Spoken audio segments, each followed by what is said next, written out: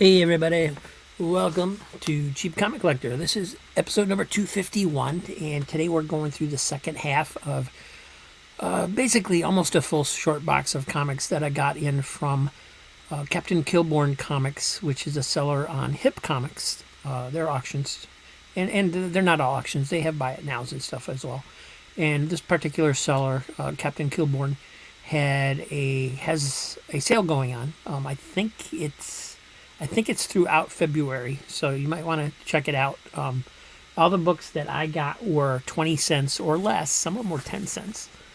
But their shipping runs a little high. Their shipping made it all come in at about 96 cents a book. So I paid $104.10 altogether for 108 comics. So the comics only added up to $20.30, and then I had to pay $76.54 for shipping, which is a kind of outrageous for just one box, a short box of comics. You know, when I get them from the Infinity Comics seller, they ship a short box for only $25. But, you know, I'm not against people making money, and I still came in under $1, and there are a few of the books that will be going into the auction. So if some of those sell, you know, it'll even be less than the 96 cents. So nothing I can't live with. Most of these books are in great shape. The older ones are a little beat up some of the time, but I don't, as you know, I don't care.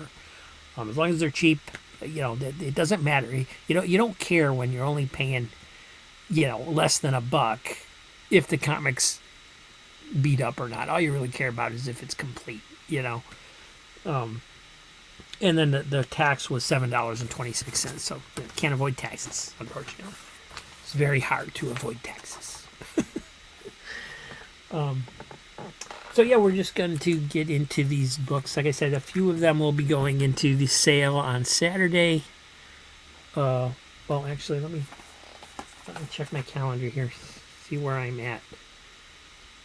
No, this is actually afterwards. So, sorry, the books that I'm putting set aside for this will have been on sale last Saturday. This coming Saturday, I will actually be at the Comics Den. We won't be doing a claim sale this coming Saturday. So, but I may go live. I'm going to try and go live from Comics Den. I just don't know if the internet connection. I've never gone live from my phone before. I don't know how to do it. So I don't know if I can do it. I don't know if the internet connection will be good enough to do it. But we'll try. We'll try and see what happens. But it may be the first day since I've started doing daily videos that I won't actually have a video that day. So we'll see what happens. I am going to switch over to my other camera. Let me put this up there so you got something to look at while I switch. Please like and subscribe. I really appreciate it. It does help the algorithm push us out to more viewers. And the more viewers we have, the sooner we can get monetized. And the sooner we get monetized, the more money I will have to spend on comics and giveaways and fun things like that. And so let me just straighten the camera out here and turn on the magic light that makes all the glare disappear. And there we go. So keep in mind, like the sale is like 80% off. So the dollar books are 20 cents, 50-cent books are 10 cents. I mean, it was an awesome sale. I pretty much rated all the 20-cent books, so don't know if you're going to find anything in those, but if you go up to the 40-cent mark, there's some still good stuff sitting there. But that would have put me over $1 a book, so budget can't afford it. Strike Force Marituri number 3. So I guess this, for some reason, I always consider this a new universe book. I guess just because it came out around the same era. But it's not. It's just a standalone book. So this is from 1987. Here's number 4. But I'm slowly putting these together as well. They look like fun. Great shape books. All these books, almost all of these books, except for the real old ones from the 70s, were in great shape. And the 70s, for being 70s books, they're not in bad shape either. Here you have Superman #2 from 1987, back when John Byrne reinvented Superman, and it's a little roughness right here at the top, but it's where else am I going to get that for so cheap? So, oh, sorry, that's in the wrong pile. I'm keeping that one. Sword of the Atom #1 from 1983, the start of the miniseries by Gil Kane, where where the Atom was shrunken down. Nobody knew where he was, or he disappeared, and he was down in this micro cosmic world where kind of sword and sorcery became a sword and sorcery character for a little while. So that's the first issue of that. I already have that, so that's going for sale. Tales of the Legion 314. This is one of those issues where they still had new stories before they started the reprints. And then you got 322 featuring Dawnstar. I always thought that was a cool cover. Just the way they shaded her makes it look really cool. Team America #3 from 1982. Kind of rough shape, this one, but you don't come across the Team Americas very often. I don't think they had a really high print run on those. Little Archie #145 from 1979. Got a little Archie's hanging out with a big fish that he caught, I guess. And looks like little Sabrina is in this issue as well. And another little Archie from, this is #172, so this is from a little bit later. I don't have this one in my notes, so a little bit later, but this one also features the cute little witch, little Sabrina. The Avengers, #349, really nice copy of that from 92. The Black Hood from the Red Circle group from Archie Comics, also featuring the Fox. You got an Alex Toth cover from 1983, and this is #3. And it looks like this is a wraparound cover as well. Let me check. Yep, sure enough. So you got a wraparound cover by Alex Toth on the Black Hood. Very cool. And inside you got Gray Morrow as the artist and Steve Ringenberg as the writer. It's interesting, the writer almost always gets top credit, and they actually credited the artist first on this issue.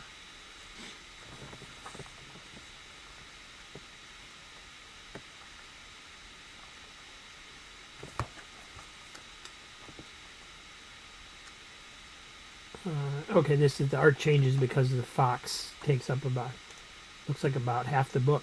Yeah, this is actually the center of the book. So you got, even though it's a Black Hood, he's only in half the book. You got a letters page, and then it starts into the second Fox series. Here. These look like fun issues. It's too bad they weren't too popular, that Archie couldn't get something going besides their Archie characters.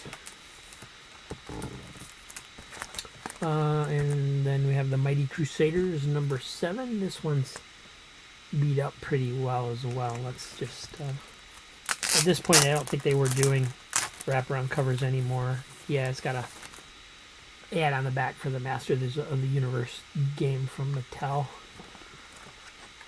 This is Carrie Burkett and Rich Buckler.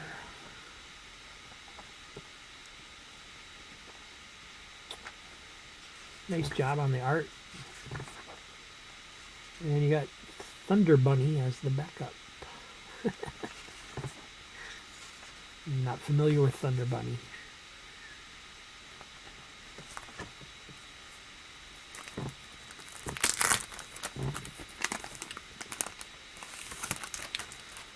And then we have New Titans 58 from 89. Missing that one. And number 90 from 92. I put all these issues, these didn't sell in the sales, so I've put all these issues back into my collection because I am a Teen Titans fan. I really did want to keep those, I guess, or I wouldn't have put them back. I was excited to get this. This is ElfQuest number 2 from the Marvel reprint series. I reviewed number 1 not too long ago, and now I'll be able to read number 2. So I'm actually going to put that up here so I can stick that into my reading pile. And here we have ElfQuest number 5 from Warp Graphics. This is a latest series from 96.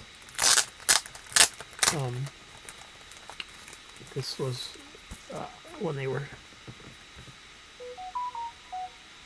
it's got some marks there on the cover, but that's all right. That's all right. Yeah, it's in black and white. I expected black and white, but I wasn't sure. And but it's all comic. There's all comics. It's nice and thick. This is like 64 pages, not counting the covers. And so you got the front and the back are the same. Just I like it when they do that because you get rid of the logos. Gold Key used to do the same thing back in the 70s with some of their adventure books, and I really think that's cool that they do that. And then there's another ElfQuest. This one's number 6 from the Marvel reprints. Looks to be in nice shape. No spine ticks. A little bit of wear right there, but nothing. No color breaking spine ticks or anything. I don't even care about that. I get caught up in that because of the sales, and I don't even want to worry about that stuff. Those sales are bringing me down, man. Number 8. But they're a necessity right now, so if I want to keep collecting. Here's number 9, which I already have this one, so this is going to go in the sale. It's a pretty decent copy. You do have that. I don't think the spine is actually rolled because the staples are in basically the right place. It was just, in the printing process was off by a little bit. I do see a crease down there in the corner, but I think that might be the bag. Nope, it's sliding up with the comic. It's the comic, so that one's a little worn. Probably nobody's going to want that one.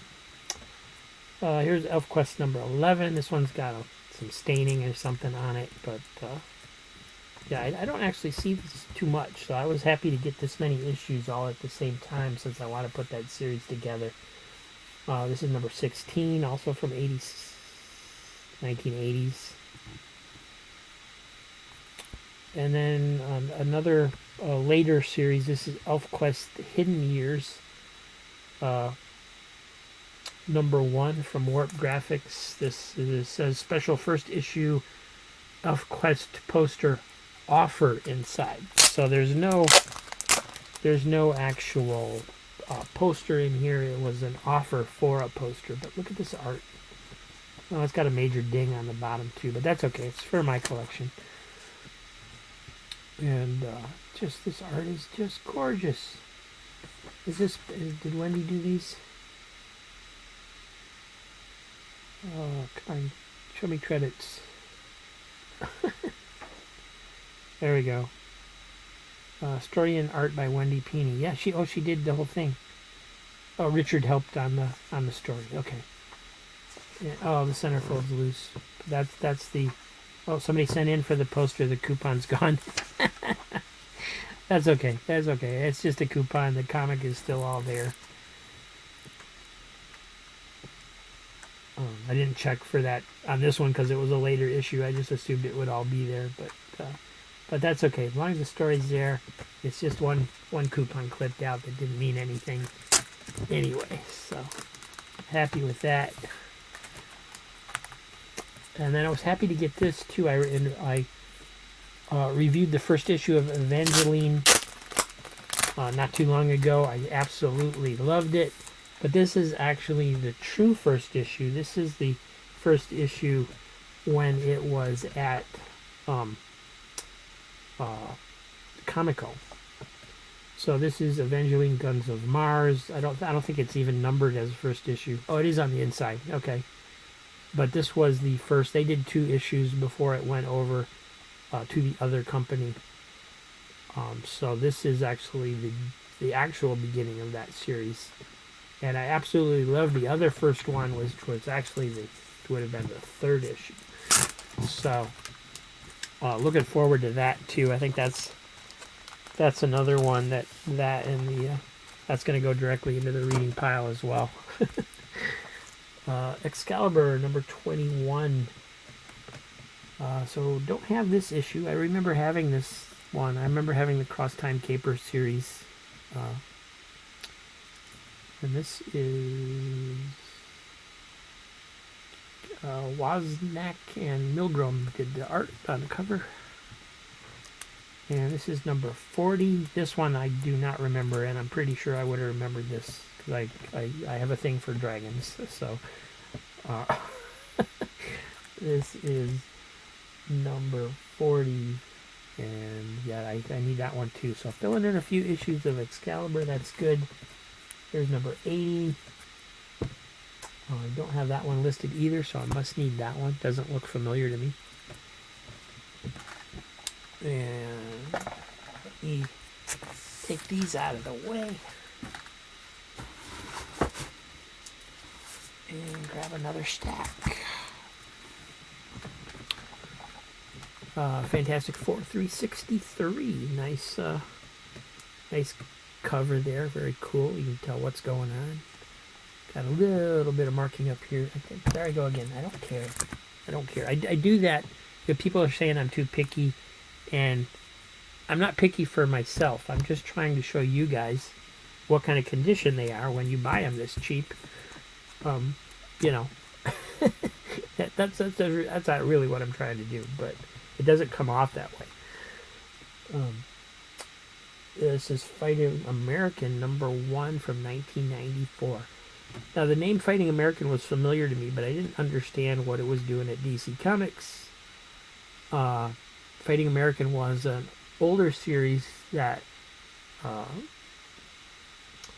think Joe Simon created. I can't remember if it was Simon and Kirby or if it was just Joe Simon. But back when he was unhappy with Marvel owning Captain America, he created this character for another company. And I don't remember, unfortunately, I don't remember the details. But it was unusual for the time because he owned the character. The company that publishing didn't own the character. He made sure he owned this character. So it's been published a few different times from different companies, including apparently DC that I didn't know at the time. So that's the first DC Comics issue. And Joe Simon doesn't have anything to do with that one except that it was, he created the character. And probably his estate probably made it possible for them to print the character, do a series about him. Fish Police number 2. Not real familiar with Fish Police. I've heard about it. You know, back in the day in the 80s when these kind of comics came out, Fish Police, Teenage Mutant Ninja Turtles, Adolescent Radioactive, Black Belt Hamsters, and all those.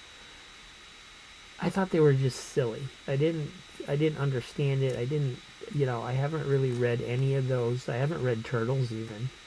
But I have seen some of their artwork in now that I'm collecting again, and it's awesome. And I glanced through this, and I know there was, at some point there was a Fish Police cartoon, I think. Maybe on one of the cable networks. And it's black and white from back in the day, but it's from 86, so I am keeping it. And it looks cool. It's just basically a funny animal comic, but with fish.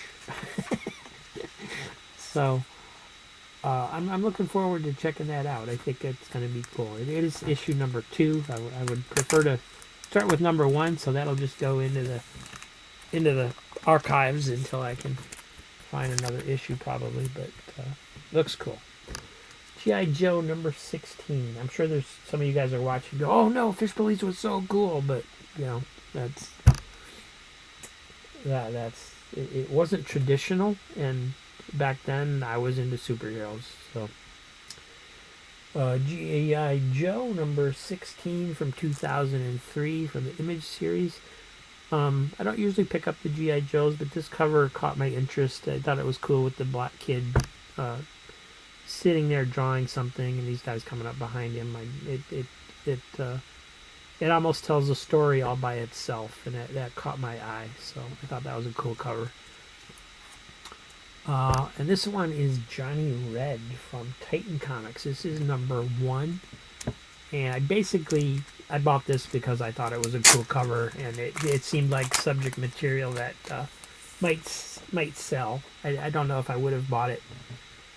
I wouldn't have bought it for myself just because it's from the wrong era. It's from 2015. But that's a cool cover, and it looks like a cool comic. It's from Titan Comics, so it's out of Europe. And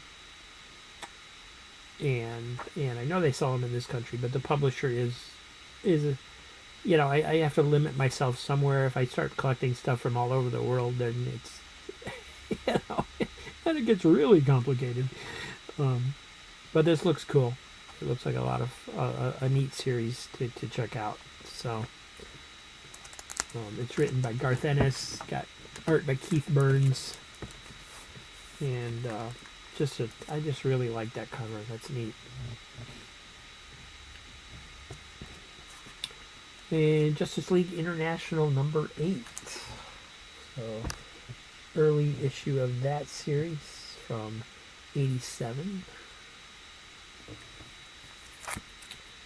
And here you have Khazar the Savage number 10. Let me from 1982. Did it have a wraparound? No, it didn't have a wraparound. Okay. I didn't think it looked like a wraparound, but I know a lot of the early ones of these had it. So this might be the first issue that didn't. But that's a cool cover. By Anderson.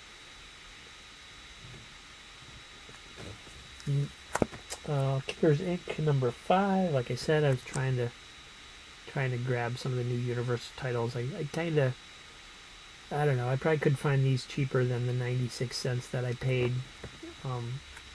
for the new Universe ones. But I was, you know, if I don't buy something every few days, then I get the shakes. Got Kid Eternity number 1 from 1993. It's the Vertigo series, and it's in decent shape. Maybe a little bit of scuff up here on this corner. That's about it. Call the Conqueror, or Call the Destroyer, or Call. I don't actually have some of these. I don't actually have. I must have missed a page when I was making up my notes. This is number 9 from 1985. Now, this one's really beat up on it, but I don't have this one anyway, so it's gonna go in my collection. Got Legion of Superheroes 296. I need that one. And Blue Ribbon Comics number 9 from the Archie Adventure series. I need that one as well. In this issue, The Agents of Atlantis. So let's see, the other issue was number 8. This is number 9. I wonder if they still have a Thunder Bunny backup in here, or if it was just like a one-shot thing. Great art. Look at that art. No, they don't actually credit the artist until like 6 pages in. Malcolm Davis did the pencils, and I don't recall his name before. Did a nice job. Nice layouts. And there's the Agents of Atlantis in the centerfold, so that's probably the backup story then. I thought they were just characters in the main story, but apparently they got their own. And then there's a third story, Snake Bitten. A short story of sorcery. So that looks like a fun issue. Actually, 3 different stories shoved into a regular size comic. And then you got Sentinels of Justice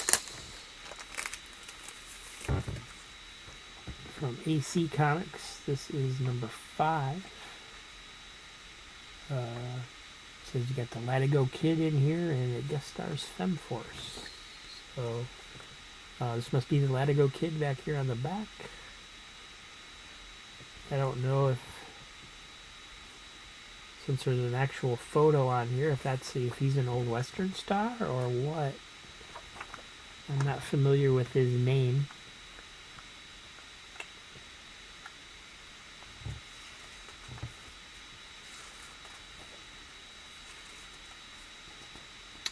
It's continued in Femforce number 7. This is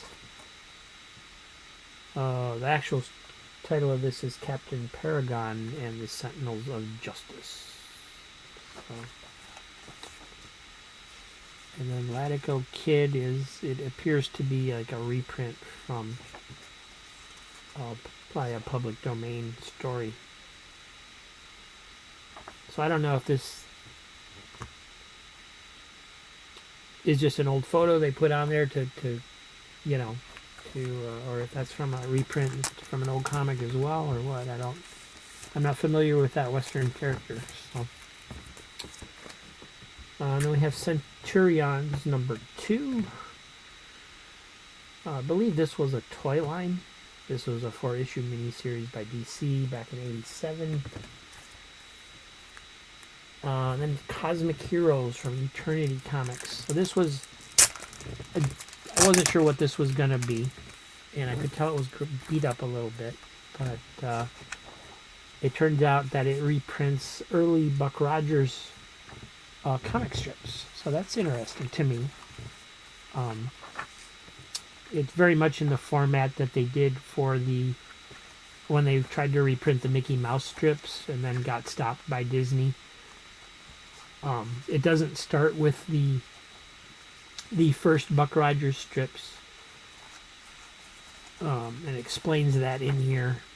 This is actually the first Buck Rogers strip here, and but because they wanted to start with better artwork, they jumped ahead a few years or something to start it at that point, and then they kind of make a promise that if it sells good enough, they'll go back and reprint the earlier stuff. But, it would have been cool if they had started at the beginning. But then we have Crossfire from Eclipse. This is issue number 2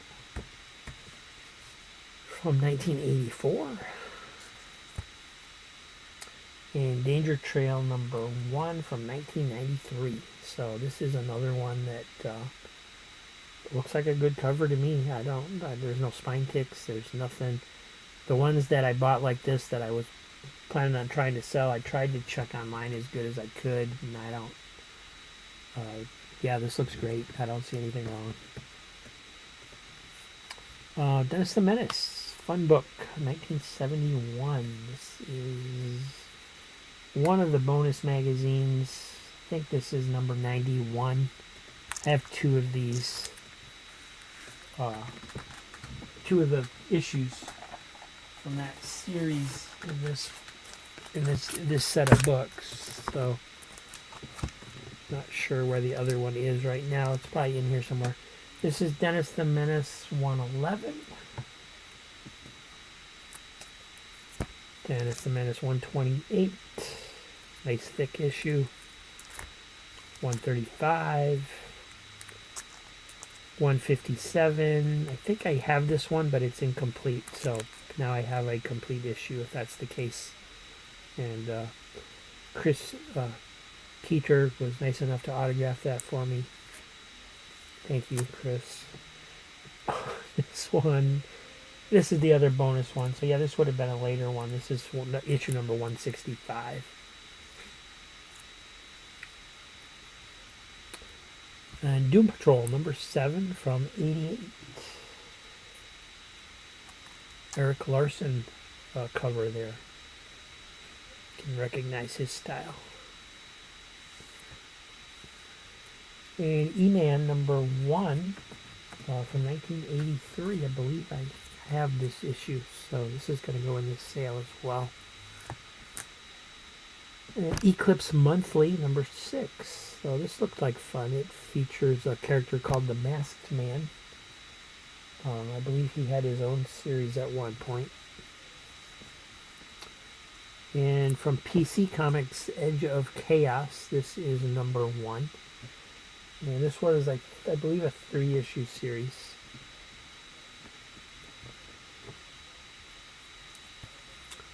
And then, yeah, I'm trying to put all the action, as many of the action comics together as I can. This is #601, so this is one that has eluded me for a little bit. I used to have this one, but now I got it back in the collection, so that's good. You got the Airboy versus the Air Raiders, Enough Said. This was a special from Eclipse Comics back in 1988. You got the kind of the reverse bondage cover there with the girls all ganging up on Airboy. Wonder how much he had to pay him for that. Alien Legion #10. This is from 1985. So if you like Alien covers, this one's pretty cool.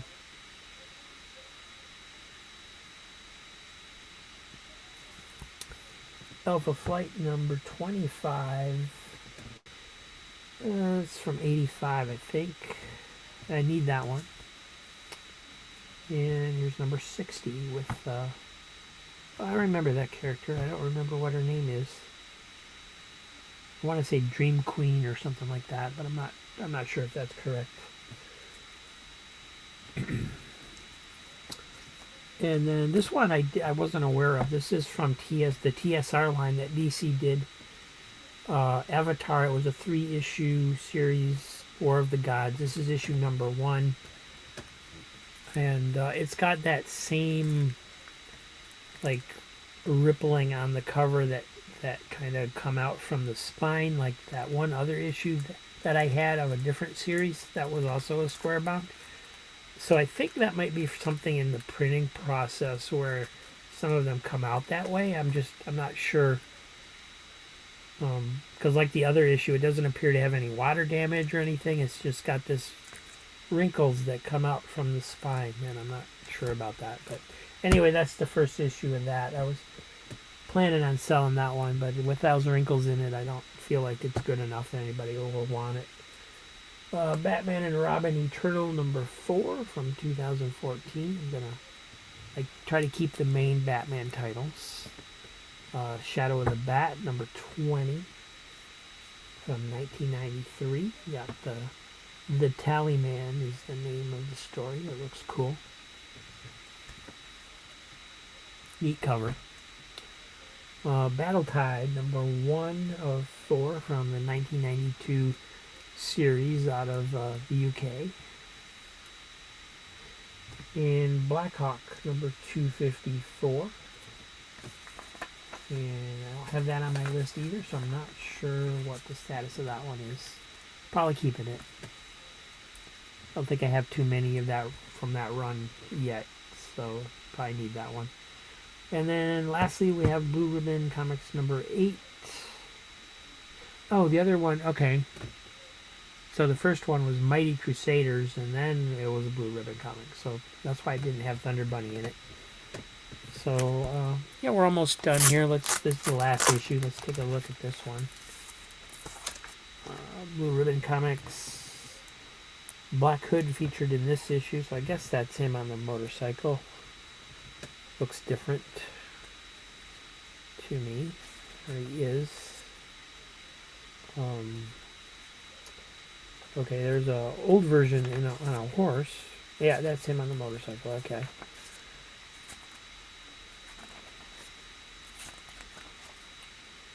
And then it's Murder to Beat the Odds. So I don't know if the ones that look like this are new stories or if they're reprints from an older comic. Because back in the day, Archie did do these characters. And wait a minute. Did it change on me?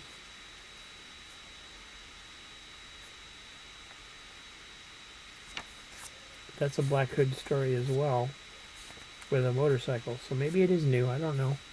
Oh, it's got a pin up in the middle. We got Black Hood and the Fox. That's by Alex Toth as well. So that might be old artwork. Life's Not Like a Comic Book. And this looks like Black Hood as well. So I guess he's throughout this issue.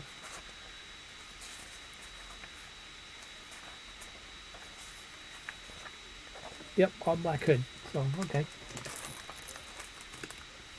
Except for having the Fox in the middle centerfold there. And so that'll do it for today. Thank you very much for watching. This was the second part of that. So, not sure what we'll do tomorrow. I'll probably do a what am I reading? Or what did I read? And that being the case, I need to go read some comics. So thanks for watching, everybody. We'll see you tomorrow.